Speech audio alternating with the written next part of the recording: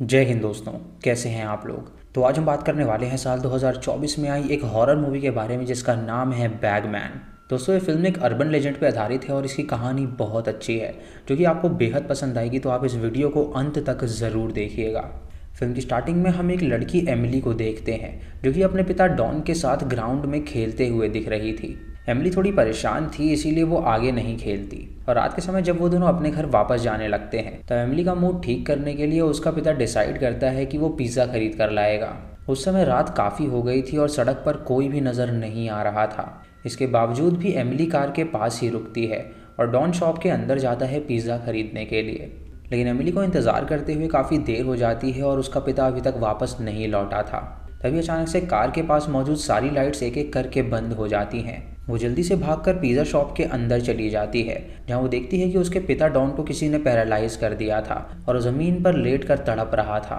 वो एमिली से कहता है कि वो तुरंत यहाँ से भाग जाए पर अचानक से एमिली के सामने बैगमैन आ जाता है और वो उसे ज़बरदस्ती अपने बैग में भर के अपने साथ ले जाता है। अब उस बैग में जगह कम थी जिसकी वजह से एमिली की सारी हड्डियाँ टूट गई थी। उसके बाद हमें कुछ साल बाद की कहानी दिखाई जाती है जहाँ पर हमें पैट्रिक नाम का एक आदमी दिखाया जाता है जो कि लॉस में था और वो पूरी तरह दिवालिया हो चुका था। इसीलिए वो अपनी वाइफ करीना और अपने 4 साल के बेटे जैक के साथ वापस से अपनी माँ के घर जाने के लिए निकल जाता है। पैट्रिक अपनी फैमिली से बहुत ज़्यादा प्यार करता था और करीना भी उससे बहुत ज़्यादा प्यार करती थी जो कि उसके लिए जान तक दे सकती थी। अब वापस आने की खुशी में उन लोगों ने घर में एक पार्टी रखी हुई थी जिसमें पैट्रिक का भाई लियम और उसकी वाइफ एरलिन भी आए होते हैं और वहाँ पर करीना की बहन एना और उसके कुछ पड़ोसी भी आए हुए थे जो कि वहाँ पर खूब ज़्यादा एंजॉय कर रहे थे।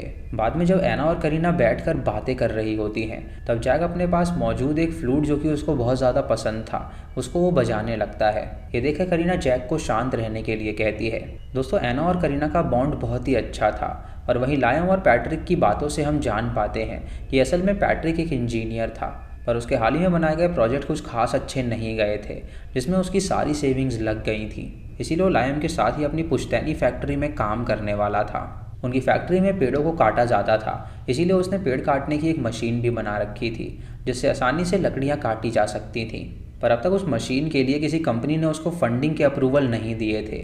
ये सुन के लायम उसे समझाता है कि उसे थोड़ा सा सब्र करने की ज़रूरत है, हो सकता है कि बाद में कोई कंपनी उसे अप्रूव कर दे। जब पार्टी खत्म होती है तो सभी लोग अपने अपने घर चले जाते हैं और पैट्रिक और करीना भी अपने घर की साफ सफाई में जुट जाते हैं। कुछ देर बाद पैट्रिक जब बाहर कूड़ा फेंकने के लिए जाता है तो उसके आसपास अचानक से लाइट फ्लिकर करने लगती हैं जिससे उसे लगता है कि शायद उस पर कोई नज़र बनाए हुए है। वो पास ही मौजूद झाड़ियों के अंदर जाता है देखने के लिए लेकिन उसे वहाँ पर वाइल्ड कैट के अलावा कोई और नज़र नहीं आता जिसे देखकर वो समझ जाता है कि यहाँ पर कोई नहीं है। इसीलिए वो घर के अंदर वापस चला जाता है। अगले दिन पैट्रिक जब अपने काम पर जाता है तो वो जल्दी से काम को ख़त्म कर देता है और खाली समय में वो अपना एक चाकू निकालता है जो उसके पिता ने उसे दिया था एक गिफ्ट के तौर पे। वो उस चाकू से उस वुड को छीलने लगता है और उसे एक आउल का शेप देने लगता है। तभी लायम भी वहाँ पर आता है और उससे पूछता है कि आखिर वो क्या कर रहा है। तो वो उसे बताता है कि पिता ने उन दोनों को बचपन में खिलौने बनाना सिखाया था और वो अपने चाकू से एक वुडन खिलौना बना रहा है। बचपन में पैट्रिक को आउल बहुत ज़्यादा पसंद था जो कि उससे कहीं गुम गया था और उसके बाद अब वो अपने लिए आउल का टॉय बना रहा था। उसके बाद हमें उन्हें बचपन का सीन दिखाया जाता है जहाँ पर पैट्रिक और लायम जब बच्चे थे तो उनके घर के पास एक वैली टाइप एरिया था और वहीं पर एक पुरानी कॉपर माइन भी मौजूद थी। उस माइन को किसी वजह से बंद कर दिया गया था और कोई भी वहाँ पर आता जाता नहीं था। लेकिन एक दिन लायम अपने साथ पैट्रिक को लेकर वहाँ पर चला गया था और उस समय पैट्रिक के पास वही वुडन आउल मौजूद थी। शुरू में पैट्रिक उस जगह पर जाने से बहुत ज़्यादा डरा करता था लेकिन जब उसकी नज़र माइनिंग एरिया के पास एक प्लम ट्री पर पड़ी तो वहाँ पर गया और उसने देखा प्लम ट्री के पेड़ की जो लकड़ी है वो काफ़ी ज़्यादा सॉफ्ट थी और उस लकड़ी से कोई भी आराम से टॉय बना सकता था। इसीलिए पैट्रिक उस पेड़ की लकड़ी को काटने चला गया था। लायम ने तब उसे ऐसा करने से मना किया था लेकिन पैट्रिक ने उसकी बात नहीं सुनी थी और उसने उसकी लकड़ी को काट दिया था।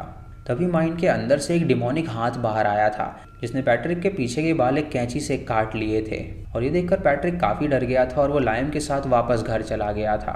और उसी समय उसका जो आउल था वो एंट्रेंस पर ही गिर गया था और वो डरा हुआ था इसीलिए वो कभी वापस उसे लेने ही नहीं गया। अब यहाँ से सीन प्रेजेंट में आता है जहाँ पर हम करीना को देखते हैं जो कि जैक के साथ घर के गार्डन में खेल रही थी। तभी उसे याद आता है कि उसका कुछ काम बाकी है इसीलिए वो जैक को अकेले ही खेलने देती है और अंदर चली जाती है काम करने के लिए।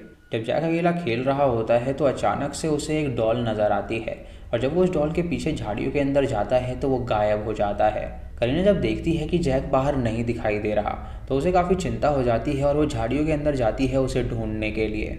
इधर हम जैक को देखते हैं जिसे अभी भी वो डॉल दिखाई दे रही थी, पर असल में वो डॉल बैगमैन द्वारा भेजी गई थी, क्योंकि ये बैगमैन का एक ट्रैप था उस बच्चे को किडनैप करने के लिए।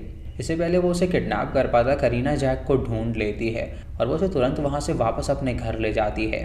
इस बात से वो काफ़ी ज़्यादा परेशान थी, क्योंकि उसकी लापरवाही की वजह से जैक आज जंगल में खो सकता था। जब रात को पैट्रिक वापस घर आता है तो वो उसे इस बारे में बताती है और उन दोनों ने तब तक जैक को उसके रूम में सुला दिया था। साथ ही उसके बेड के पास उन लोगों ने एक कैमरा भी लगा दिया था ताकि वो उस पर नज़र बनाए रखें और रात को अगर उसे कोई भी दिक्कत हो तो वो वहाँ पर पहुँच सकें। करीना की सारी बात सुनकर पैट्रिक उसे संभालता है और उसे कहता है कि वो चिंता ना करे, उनके बेटे को कुछ भी नहीं होगा। उसके बाद पैट्रिक अपने मेल्स को चेक करने लगता है, जहां उसे कंपनी से एक मेल आया था और उन्होंने उसके अपील को रिजेक्ट कर दिया था, यानी कि उसे वहां से भी फंडिंग नहीं मिल सकती थी। ये देखकर उसे काफ़ी गुस्सा आता है और वो एक चाकू निकाल के टेबल पे मारने लगता है, जिससे कि वो चाकू टूट जाता है। तभी अचानक उसकी नज़र अपने टैब पर पड़ती है, जहाँ वो देखता है कि जैक अपने रूम में किसी से बातें कर रहा है। ये देखकर वो हैरान हो जाता है और तुरंत वहाँ पर पहुँचता है, जहाँ वो देखता है कि जैक के आसपास कोई भी नहीं था। वो जैक से पूछता है कि आखिर वो किससे बात कर रहा था, तो वो उसे बताता है कि वो डॉली से बात कर रहा था। ये सुनकर वो उससे कहता है कि अब रात हो गई है तो वो सो जाए, और उसके सोने के बाद वो उसकी खिड़की के पास जाता है, जहाँ पर उसे कोई भी नज़र नहीं आता। तभी अचानक विंडो के पास आकर कुछ लगता है, जिससे पैट्रिक बहुत डर जाता है और वो विंडो बंद करके तुरंत नीचे चला जाता है। तभी अचानक उनके घर में पावर कट हो जाता है और पैट्रिक को ये लगता है कि शायद उनके घर के बाहर कोई मौजूद है, इसीलिए वो करीना से कहता है कि वो अंदर ही रुके और वो बाहर जा रहा है देखने के लिए। वो बाहर जाता है और उस इंट्रूडर को ललकार लगाता है कि अगर उसमें हिम्मत है तो वो सामने आए। तभी उसे झाड़ियों के अंदर से एक पुराने बैग की चेन के खुलने की आवाज़ आती है और उस आवाज़ को सुनने के बाद पैट्रिक बहुत ही हैरान हो जाता है, क्योंकि वो आवाज़ उसे बहुत ज़्यादा जानी पहचानी लगी थी। वो समझ जाता है कि जब वो छोटा था तो उसी डिमोनिक एंटिटी ने उसके बाल काटे थे। तभी वो सुनता है कि माइन के अंदर से उसके बचपन की आवाज़ आ रही है। ये सुनकर वो काफ़ी डर जाता है और किसी तरह अपनी रात बिताता है, और सुबह होते ही वो छानबीन करने के लिए पुलिस को अपने घर पर बुलाता है। पुलिस जब वहाँ पर छानबीन करती है तो उन्हें वहाँ पर कुछ भी नहीं मिलता, लेकिन उसके घर की छत पे उन्हें पैट्रिक के पुराने टॉयज़ मिलते हैं। ये देखकर वो सभी काफ़ी ज़्यादा हैरान थे, क्योंकि वो ये सब सोच रहे थे कि आखिर वहाँ पर ये टॉयज़ पहुँचे कैसे। पुलिस उसके घर में एक सिक्योरिटी अलार्म लगाकर वहाँ से चली जाती है, ताकि अगर कोई इशू हो तो अलार्म के ज़रिए उन्हें पता चल सके। पुलिस के जाने के बाद पैट्रिक अपने रूम में बैठा हुआ होता है, और जब वो डस्टबिन को चेक करता है तो उसके अंदर उसे उसका टूटा हुआ नाइफ नहीं मिलता। पर जब वो उसे ढूंढने लगता है तो उसे कचड़े के डिब्बे में ही उसे वो उल्लू वाला खिलौना मिलता है, जो कि वही खिलौना था जिसे वो माइन में छोड़कर भाग आया था। ये देखकर पैट्रिक हैरान हो जाता है और उसका दिमाग काम करना बंद कर देता है। अब वो इस बारे में जाकर तुरंत करीना से बात करता है, मगर करीना का कहना था कि वो उस आउल के खिलौने को लेकर नहीं आई है। तभी करीना पैट्रिक को जैक की फ्लूट उसके पास छुपा कर रखने के लिए कहती है, क्योंकि जैक उस फ्लूट से बहुत ज़्यादा शोर मचा रहा था। ये बात सुनकर पैट्रिक उस फ्लूट को गराज में रखे हुए ट्रैश बॉक्स के पास रख देता है, और रात को पैट्रिक जब जैक को नहला रहा होता है तो जैक उससे फ्लूट के लिए ज़िद करने लगता है। उसकी ज़िद के कारण पैट्रिक उसकी बात मान जाता है और वो गराज में जाता है उस फ्लूट को लेने के लिए, पर वो बीच बीच में चिल्लाकर जैक से उसके हलचल के बारे में भी पूछे जा रहा था। जब पैट्रिक गराज में पहुंचता है तो वहां पर उसे फ्लूट मिलता ही नहीं है, और जहां पर जैक जब अकेले बाथ टब में बैठा हुआ था तो वहां पर अचानक से खिड़की के बाहर डॉली आ जाती है, और हम डिमोनिक हैंड्स को देखते हैं जो कि विंडो को ओपन करके जैक के पास आने की कोशिश कर रहे थे। पैट्रिक जब जैक को आवाज़ लगाता है तो जैक कोई भी जवाब नहीं देता, और इससे पैट्रिक हैरान हो जाता है और वो तुरंत ऊपर जाता है। तभी वहाँ पर करीना भी आ जाती है और पैट्रिक अब काफ़ी ज़्यादा शॉक हो जाता है। उसने उसकी फ्लूट ढूंढने के लिए सारे डस्टबिन को छान मारा था, लेकिन इसके बावजूद भी वहाँ पर वो फ्लूट उसे नहीं मिल रही थी। पैट्रिक करीना से कहता है कि उन्हें बच्चे को अकेला नहीं छोड़ना चाहिए, इसीलिए वो जैक को अपने पास ही सुलाने का डिसाइड करते हैं। उसके बाद हमें पैट्रिक के बचपन का सीन दिखाया जाता है, जहाँ पे पैट्रिक के माइन जाने वाली बात उसके पिता को पता लग गई थी और वो उसे अपने साथ उस माइन के बारे में बताने के लिए ले गए थे। फिर कहानी प्रेजेंट में आती है, जहाँ पर अचानक से पैट्रिक के घर में लगे अलार्म से उसके फ़ोन पर एक नोटिफिकेशन आता है, लेकिन जब पैट्रिक नीचे जाकर चेक करता है तो वहाँ पर कोई भी नहीं होता। तभी उसे अपने गराज से अजीब सी आवाज़ें आने लगती हैं, और ये सुनकर वो वहाँ पर चेक करने के लिए जाता है।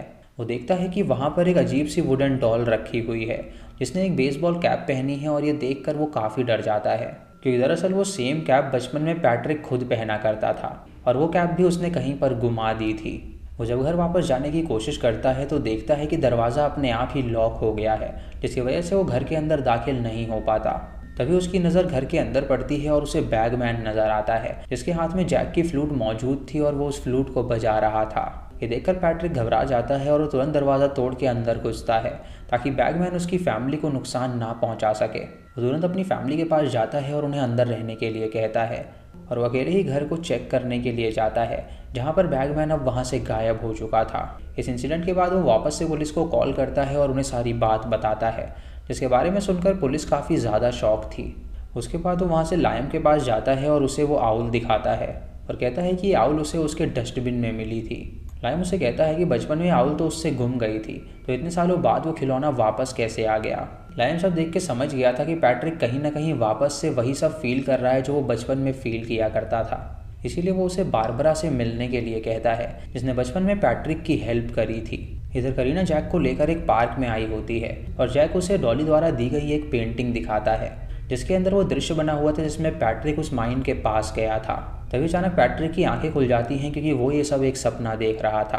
वो समझ गया था कि बैगमैन उसके बेटे के पीछे है, इसीलिए वो अगले ही दिन बारबरा को अपने घर पर बुला लेता है, जो कि असल में एक साइकाट्रिस्ट थी और बचपन में उसने पैट्रिक को ठीक किया था। उस माइन वाले इंसिडेंट के बाद पैट्रिक के साथ काफ़ी ज़्यादा अजीब चीज़ें होने लग गई थी, जिसके बाद ही उसे बैगमैन के सपने आया करते थे।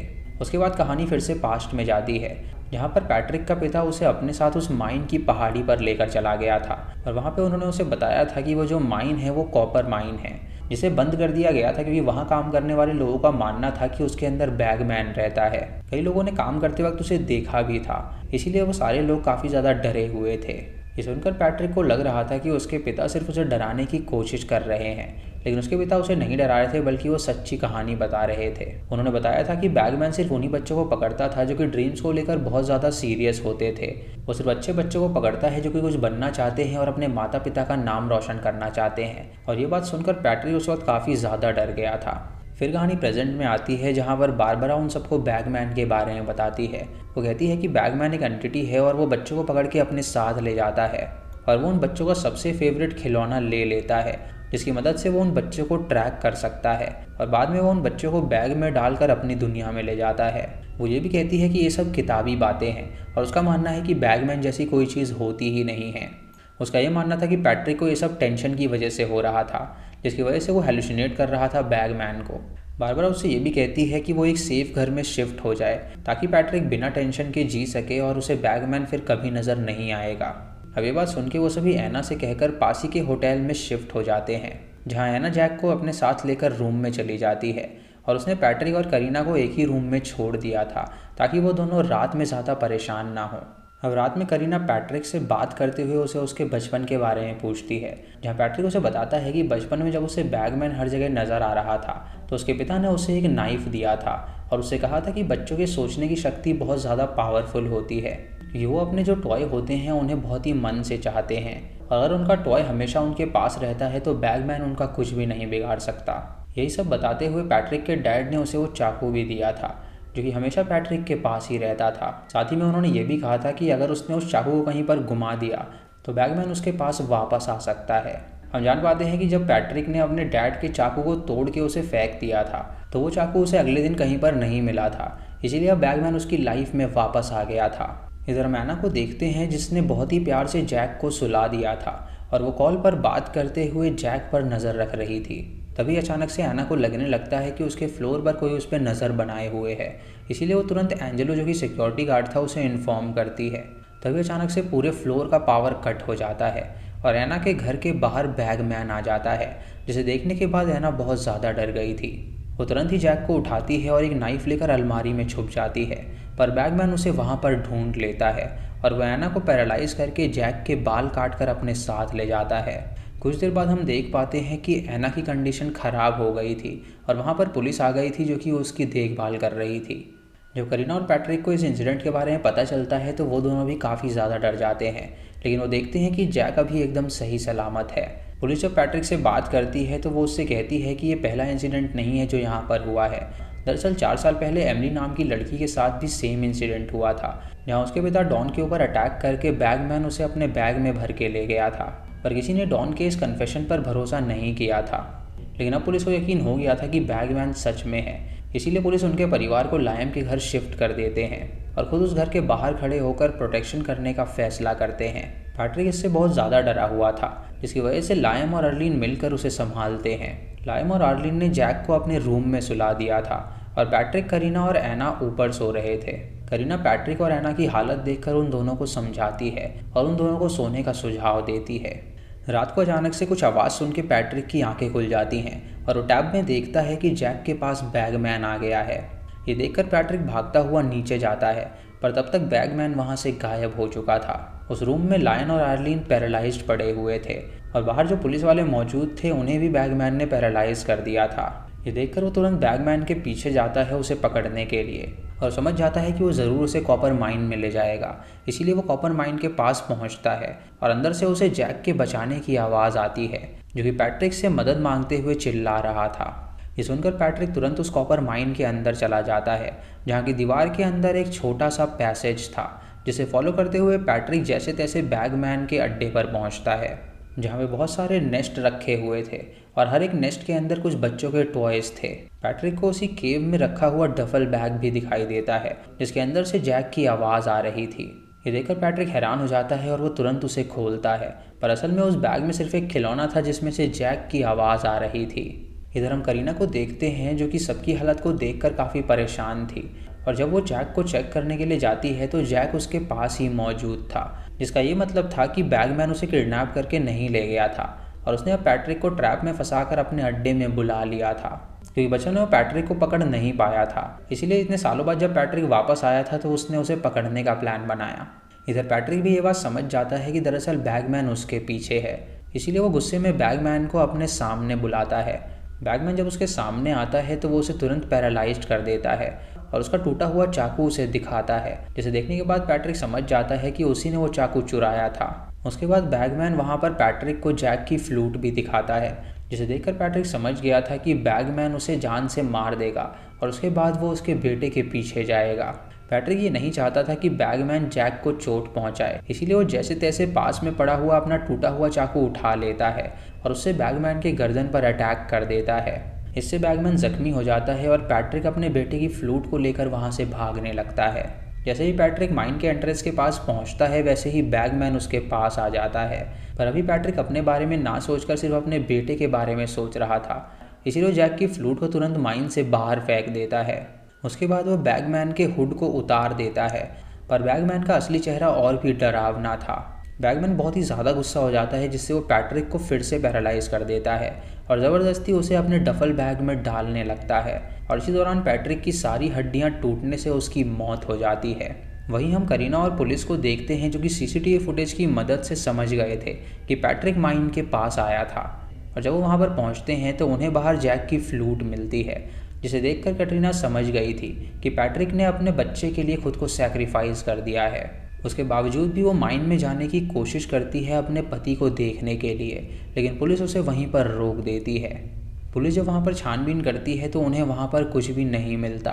उसके बाद कहानी कुछ हफ्ते बाद की दिखाई जाती है, जहाँ करीना पैट्रिक को बहुत ही ज़्यादा मिस कर रही थी, और कहीं ना कहीं उसे ये बात भी अच्छी तरह पता थी कि बैगमैन उसके बेटे को भी नहीं छोड़ेगा और आगे चल के वो उसे लेने के लिए ज़रूर आएगा। पैट्रिक ने तो अपनी जान देकर जैसे तैसे अपने बेटे को बचा लिया था, लेकिन आगे जैक की प्रोटेक्शन करीना को करनी थी। अभी के लिए वो पैट्रिक की मॉम के घर को खाली करके वहाँ से जैक को लेकर चली जाती है, या रास्ते में वो जैक को उसकी फ्लूट वापस करती है और उसे वो बैगमैन के बारे में सारी बात बताती है, जो कि पैट्रिक के पिता ने कभी पैट्रिक को बताई थी, ताकि वो अपना पसंदीदा खिलौना अपने पास ही रखे और सेफ रह सके। इसी के साथ ये मूवी यहीं पर ख़त्म हो जाती है। तो दोस्तों, ये थी बैगमैन मूवी की कहानी, जहाँ पर हमें बैगमैन अर्बन लेजेंड दिखाया गया है, जो कि सिर्फ अच्छे बच्चों को अपना शिकार बनाता है, जो कि काफ़ी आज्ञाकारी होते हैं। वो बुरे बच्चों को कुछ नहीं कहता और सिर्फ अच्छे बच्चों को ही शिकार बनाता है। बच्चों ने पैट्रिक उसका शिकार था, लेकिन पैट्रिक के पिता ने उसे बचा लिया था और उसे कहा था कि वो अपना चाकू अपने पास ही रखे, कि उसका खिलौना खोने के बाद उसके पिता को पता था कि उसकी जान खतरे में है, एक नए खिलौने के तौर पे, जो कि पैट्रिक को काफ़ी पसंद आ गया था। लेकिन जब उसने गुस्से में उस चाकू को तोड़ दिया और फेंक दिया, तो बैगमैन को मौका मिल गया अपना शिकार वापस से चुराने का। इसीलिए वहाँ पर आया और पैट्रिक को ट्रैप में फंसाकर उसने पैट्रिक को मार डाला, लेकिन आगे वो उसके बेटे के पीछे भी जाएगा। और करीना ने ये मेक श्योर किया है कि वो उसके बेटे के आसपास ना भटके, क्योंकि वो बचपन से ही अपने बेटे को गाइड कर रही है कि वो अपने टॉय को कहीं पर भी ना खोए। तो दोस्तों ये थी इस फिल्म की कहानी। आपको इसी कहानी कैसी लगी आप हमें कमेंट सेक्शन में ज़रूर बताइएगा। चैनल पे नए हैं तो इसे सब्सक्राइब करें और बेल आइकॉन दबाएं नोटिफिकेशंस के लिए। और दोस्तों वीडियो को लाइक और शेयर करना बिल्कुल मत भूलिएगा। तो मैं मिलता हूँ आपको अगली वीडियो में, तब तक के लिए जय हिंद।